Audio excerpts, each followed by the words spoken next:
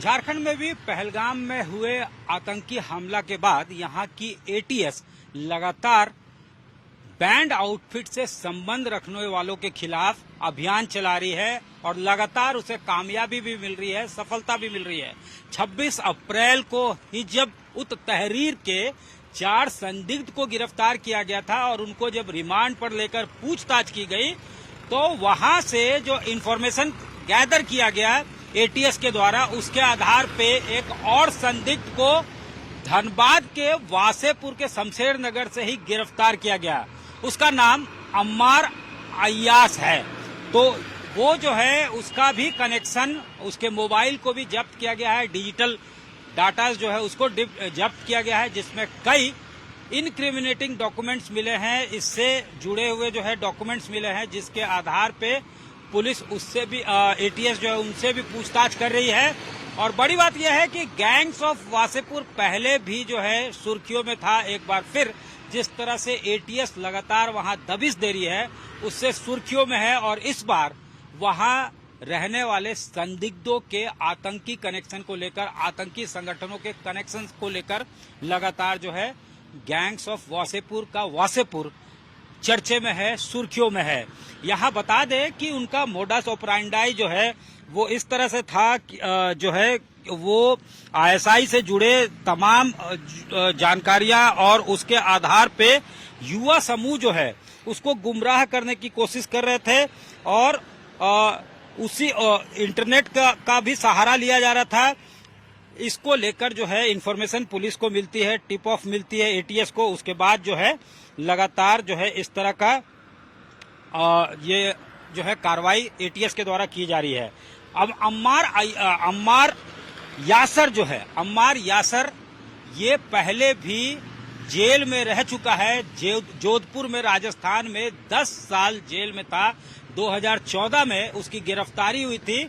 उस वक्त उसने खुद स्वीकारा कि आईएम से यानी इंडियन मुजाहिदीन से उसके कनेक्शंस थे, जिसको लेकर राजस्थान की जो एजेंसी है उसने उसे गिरफ्तार किया था और 2024 में ही वो जमानत पे छूट कर आया था।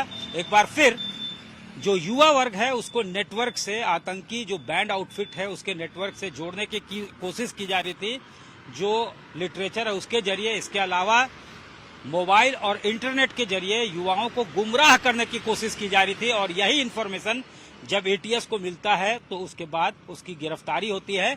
यानी कुल मिलाकर ये 5वीं गिरफ्तारी है। अम्मार यासर की गिरफ्तारी जो है वो 5वीं गिरफ्तारी है, जिसका कनेक्शन हिजुब उत तहरीर के साथ था।